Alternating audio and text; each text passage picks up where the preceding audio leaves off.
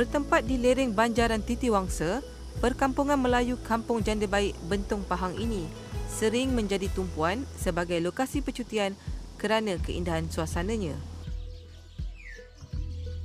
Mula diusahakan sejak September 2003, pusat konservasi ini menempatkan pelbagai jenis haiwan termasuklah daripada spesies burung, antaranya burung tiong, merak dan burung punai. Malah, Wildlife Fauna Breeding and Research ini turut menempatkan haiwan mamalia di antaranya landak raya.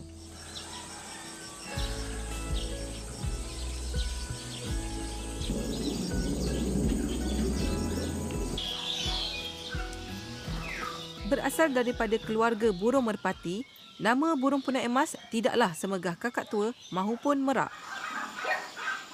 Lazimnya, ia boleh ditemui di pulau-pulau di Malaysia serta kepulauan sekitar Asia Tenggara. Burung punai emas atau nama saintifiknya Calonas nicobarica telah diklasifikasikan sebagai spesies terancam yang hampir pupus oleh Konvensyen Perdagangan Antarabangsa mengenai spesies terancam CITES yang berpusat di Geneva, Switzerland. Minat yang mendalam terhadap spesies fauna menjadi pemangkin kepada Muzaffar Kaisar Muhammad Ishak memulakan pusat pembiakan ini.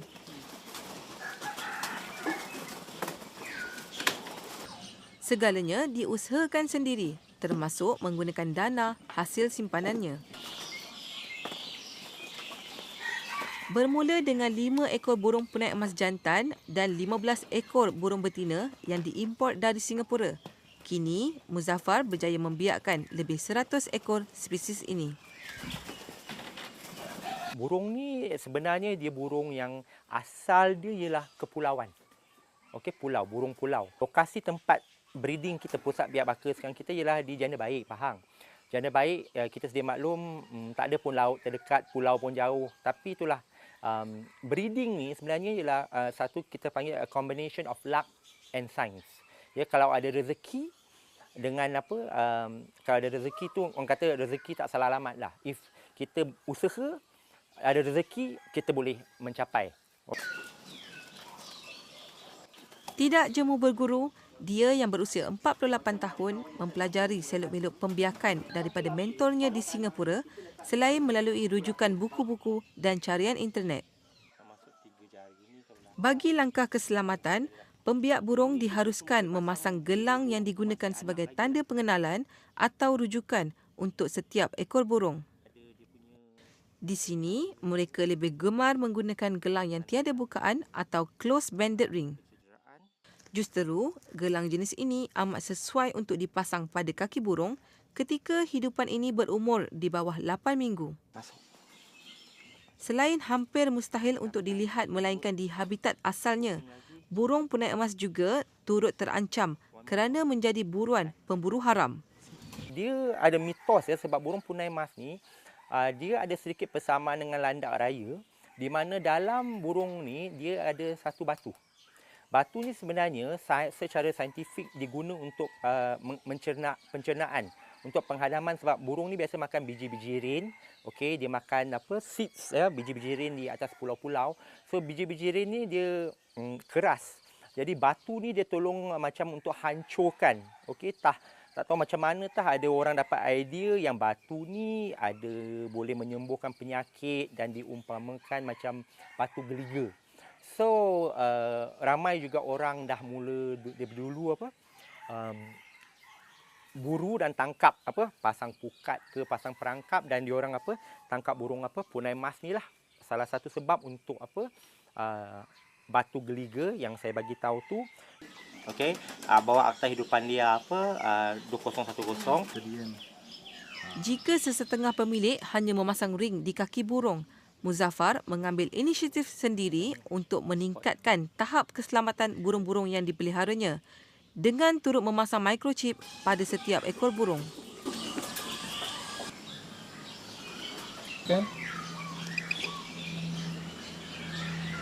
Microchip ni bukan compulsory lagi. Tapi saya sendiri ambil inisiatif untuk microchip burung. Sebab pada saya, ring ni ada risiko orang boleh potong ring ni dan dia boleh tukari. Alright. Tapi kalau kita pakai microchip tak boleh. Bila kita dah chip dia tak boleh nak keluarkan balik. Itu sebab saya sangat emphasize atau menitik beratkan microchip. Tidak hanya menjalankan penternakan dan pembiakan secara sembrono, mereka perlu merekodkan setiap data berkaitan burung punai emas di dalam buku log ini. Bila kita dah bawa ring kaki microchip, kita kena rekod dalam buku log ni. Boleh nampak ya. Jadi yang ni ialah tarikh menetas dan bila kita dah microchip, kita akan tempek atau tampal stiker microchip pada buku log. Jadi buku ni penelitian akan periksa dari masa ke semasa untuk memastikan bilangan burung yang ada match atau tally dengan rekod yang kita ada. So berapa ekor semua ya, dia akan buat pemeriksaan berkala untuk auditing. Burung punai emas juga telah diklasifikasikan antara spesies terancam dan dilindungi di bawah Seksyen 68 Akta Pemeliharaan Hidupan Liar 2010 Akta 716. Justeru, pemilik pusat pembiakan seperti Muzaffar harus sentiasa menitik beratkan segenap aspek seperti yang termaktub di bawah Garis Panduan Pemeliharaan Hidupan Liar.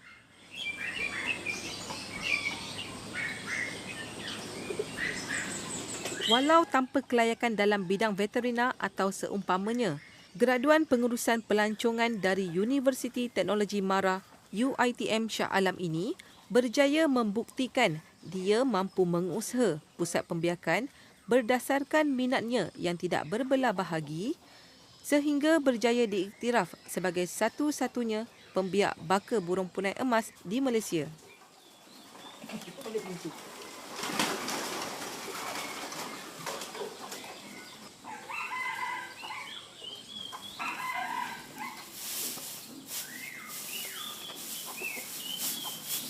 Belum saya nak start program pembiakan ni, ada orang cakap lokasi pusat pembiakan saya jauh dari laut. Itu akan menjadi satu cabaran atau halangan di mana burung punai emas saya tak akan membiak. Sebab dia kata burung ni asal daripada laut. So, you kena cari tempat yang berdekatan dengan pantai atau satu pulau. Kena beli tanah kat pulau dan set up you punya breeding center di sebuah pulau in order for the Nicobar pigeon untuk membiak. Jadi di sini saya dah berjaya buktikan yang teori ni salah. Sebab walaupun janda baik ini jauh dari laut, tapi burung punai emas saya dah berjaya membiak di dalam aviary yang set up saya di janda baik. In that sense that kalau kita berusaha kat mana location breeding center kita tu tak penting. Kalau set up kita betul, husbandry kita betul, insya-Allah kita boleh berjaya. Antara keunikan burung punai emas, ia hanya bertelur sebiji sahaja bagi setiap musim dalam jangka masa setahun. Namun, memandangkan Muzaffar menjalankan proses biak baka, seekor burung punai di sini mampu bertelur dengan kekerapan 4 kali setahun, terutamanya jika anak burung yang terdahulu diberi makan menggunakan formula khas. InsyaAllah pada tahun ni atau selewatnya tahun depan untuk import 30 ekor lagi burung punai emas untuk mengelakkan berlakunya inbreeding. Okey, inbreeding bermaksudnya takut breeding adik-beradik atau mating antara bapa dan anak yang kita kalau boleh kita nak cuba elakkan. Untuk kenapa kita perlu elakkan inbreeding ni, takut bila peratus inbreeding ni tinggi nanti akan berlaku kecacatan pada zuriat, pada anak-anaknya, kecacatan atau kadang-kadang anak burung yang keluar hasil daripada inbreeding dia ada immunity yang lemah, mudah dapat penyakit, kaki bengkok dan defek-defek lain yang kalau boleh kita nak elakkan. Bagi burung punai emas, proses eraman untuk menetaskan telur akan dilakukan bersama-sama oleh burung betina dan jantan.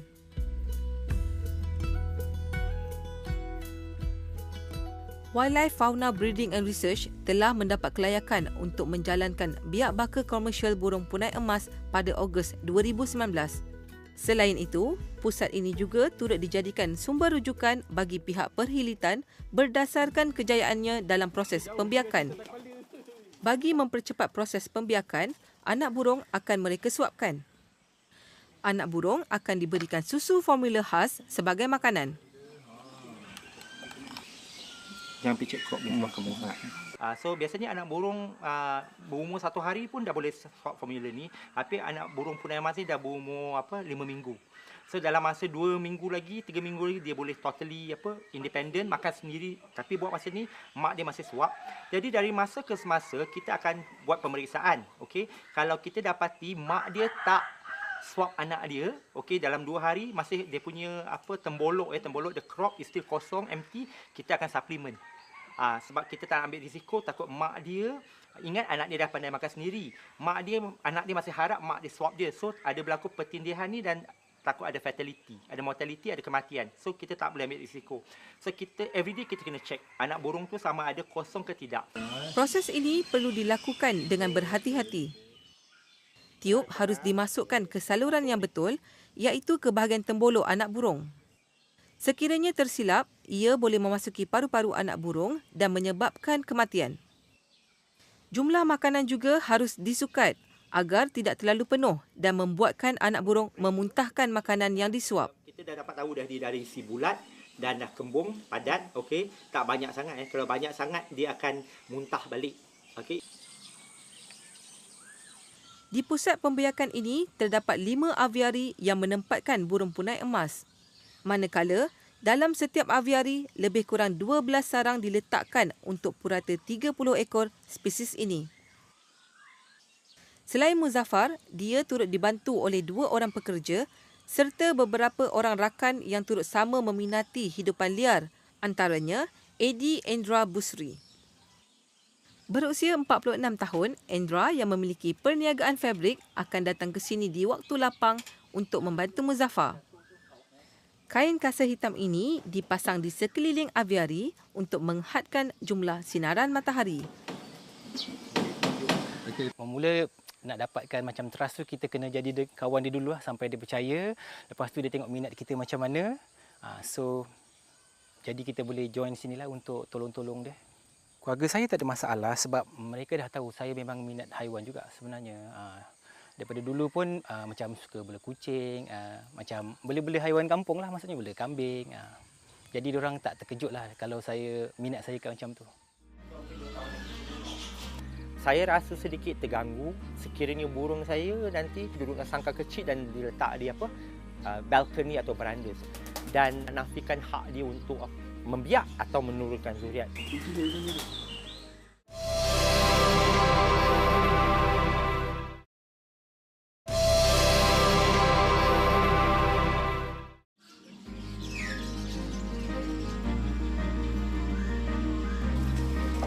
Terletak di Janda Baik Pahang, pusat pembiakan ini diusahakan oleh Muzaffar Kaisar Muhammad Ishak yang merupakan satu-satunya pembiak baka burung punai emas bertauliah di Malaysia.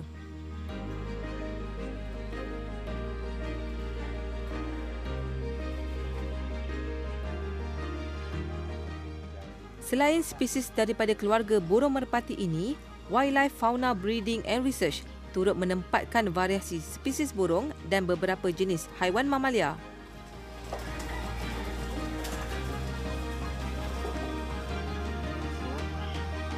Nampak? Mendapat pengiktirafan oleh Konvensyen Perdagangan Antarabangsa mengenai spesies terancam CITES, dia turut menjalankan pembiakan secara komersial. Pusing lagi. Pusing. One more round. Dan settle. Pusat ini tidak sewenang-wenangnya dibuka kepada pengunjung atas beberapa faktor, termasuk menjaga agar tiada pencemaran atau jangkitan yang mampu dibawa masuk dan seterusnya memberikan kesan negatif kepada hidupan yang terdapat di sini. Namun, sekiranya dibenarkan berkunjung, mereka perlu melalui beberapa proses untuk tujuan disinfeksi, terutama di bahagian tangan dan kaki.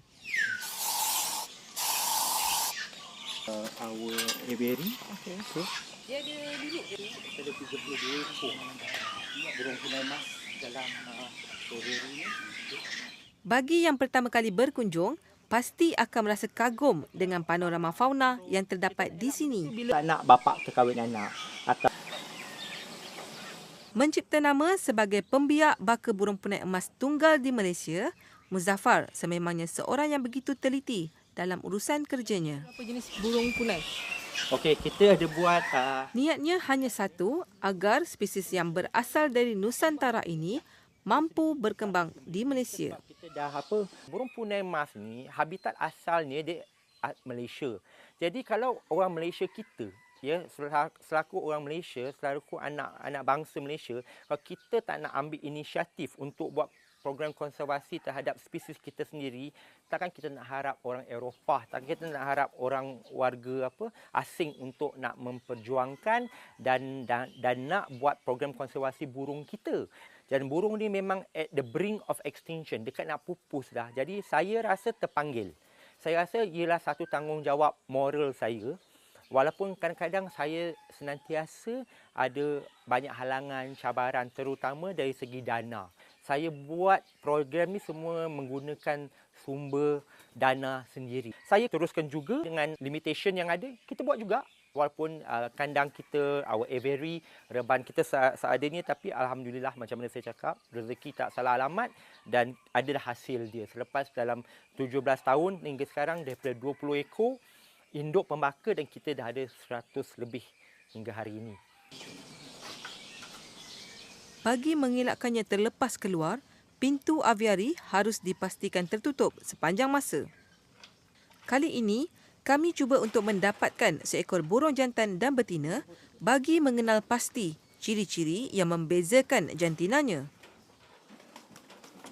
Proses menangkap burung ini juga memerlukan kaedah yang baik agar mengelakkannya daripada tercedera. Kita ambil yang matang lah.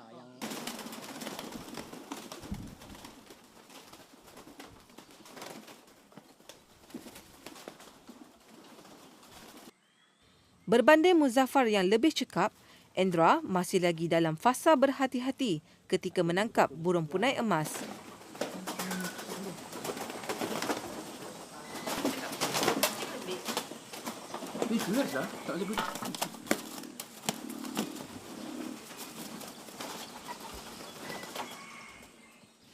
Burung punai emas tidak hanya diburu kerana mitos yang terdapat pada spesies ini. Yang ini betina dan yang ini jantan. Okey, beza dia? Beza dia yang paling senang kita nak tahu bulu pelepah dekat leher dia. Okey. Kalau yang lebih panjang tu selalunya jantan lah. So macam ni jantan kan? Bulu Ya. Ni jantan lah. Yang ni betina lah. Okey. So kalau kita nak tahu lagi detail, kita kena buat DNA. Malah, rupa fizikalnya nan indah dengan kilauan warna metalik pada bulunya apabila burung ini mencapai umur matang. Ya. Selain daripada DNA lah. Okey, lazimnya burung punai emas ni dia akan mencapai tahap matang di antara umur 10 hingga 12 bulan, di mana yang kita dapat saksikan warna di ekornya bertukar menjadi warna putih. Tapi ia hanya matang dari segi fizikal. Untuk membolehkan ia melalui proses pembiakan, ia perlu menunggu sehingga umur 24 bulan ataupun 2 tahun. Penjagaan dan pembiakan burung punai emas sememangnya menuntut kesabaran. Malah, Muzaffar juga turut memperuntukkan dana yang tinggi dalam perniagaan ini.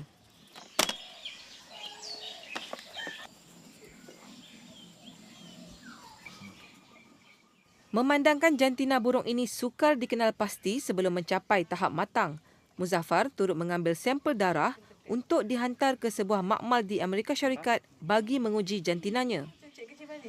Nampak?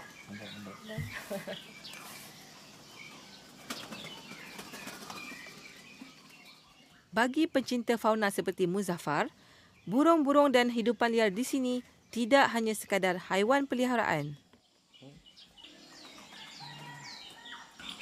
Ini tarikh Disember. Tarikh Disember, kita bulu dia pendek. Right? Sayap dia tutup, Endra. Tak okey, sayap dia macam terbuka keluar. Nak pegang tangan dia. Rasa kasih terhadap haiwan-haiwan ini mencipta satu perasaan halus baginya. Saya juga develop satu bond ya. Saya memang sayang burung-burung saya. Jadi kalau seboleh-bolehnya saya nak burung saya pergi ke tangan pembeli atau pemilik yang mempunyai kemudahan atau facilities yang lebih adil. Saya rasa sedikit terganggu, mungkin terkilan sekiranya burung saya nanti saya jual pada mungkin orang yang katakanlah contoh. Dia duduk di kawasan apartmen atau kondominium dan akhirnya burung ni duduk dalam sangkar kecil dan diletak di balkoni atau beranda. Sebab yelah, burung ni burung yang hampir pupus dan kita tak boleh nak nafikan hak dia untuk membreeding, membiak atau menurunkan zuriat. So kita cuba sedaya upaya dan bila saya menjual burung ni kepada owner, saya cuba sedaya upaya untuk memastikan burung ni dijual dalam bentuk pair sebagai pasangan satu jantan betina supaya hak untuk membiak tidak dinafikan. Walau namanya tidak popular seperti burung lain, spesies ini mempunyai nilai tersendiri di mata pencinta hidupan liar.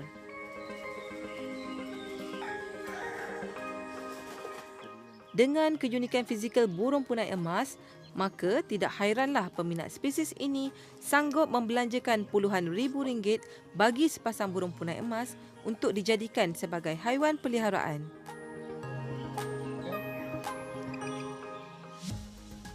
Usaha Muzaffar membiakkan burung ini wajar menjadi pendorong kepada individu lain agar salah satu spesies yang menjadi imej hidupan liar negara ini mampu bertahan daripada menjadi mangsa kepupusan. Jahat kali dia.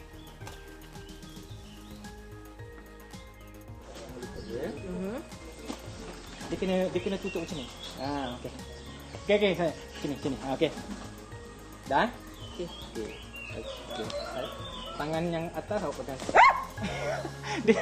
Awak pegang.